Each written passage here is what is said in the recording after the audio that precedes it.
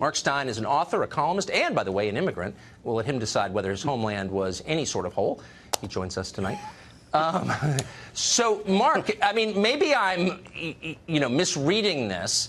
And maybe there are things the president said that I didn't hear. I'm sure there were. But from what I could hear, he was saying, look, why would we give, apparently, preference to poor countries over rich ones? And that doesn't seem like a crazy thing to say. Well, I think he's actually saying, why should we give preference to dysfunctional societies over others? And I'll say it if Jose won't.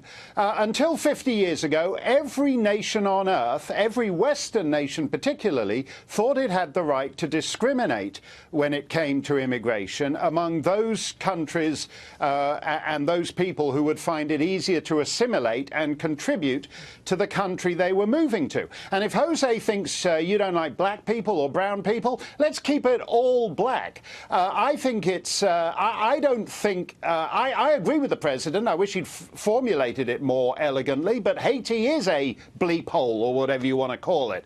Barbados isn't. St. Kitts isn't. Grenada isn't. St. Lucia isn't. There are distinctions one can make, even within quite small groups of countries.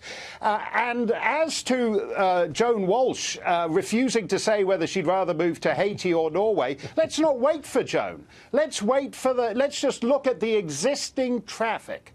There are immigrants all over the world who move to Norway. Nobody voluntarily moves to Haiti. Why is that? Because it's a dysfunctional society, and so are many of the others from which America's present ludicrous immigration system takes newcomers from. So here's my question. So China is the most aggressive colonial power in the world right now, and it's investing all over Africa and all over Latin America and all over the Caribbean, spending $30 billion in Haiti, for example.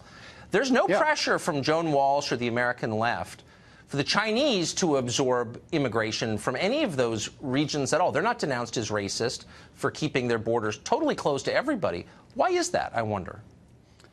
Well, because China is allowed to advance its own interests. So it's bought, for example, a big ton of bauxites in Jamaica, the bauxite industry in Jamaica. Yes. But it doesn't feel that along with that, it has to import a big bunch of Jamaicans to its country.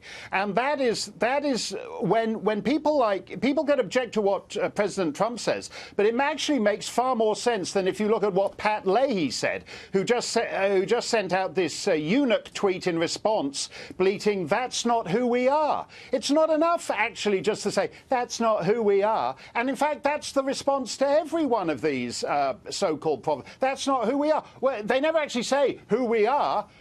They just say, that's not who we are. And who we are seems to be devolving down into the people who say, that's not who we are. Everybody else, China, Haiti, Norway, is allowed to be who we are and act as a nation in its own national interests, including on immigration policy. Yeah, well, I think China could use a little more diversity, so we'll be pushing for that in future weeks. Thanks a lot, Mark. Appreciate it. Exactly. Thanks, Tucker.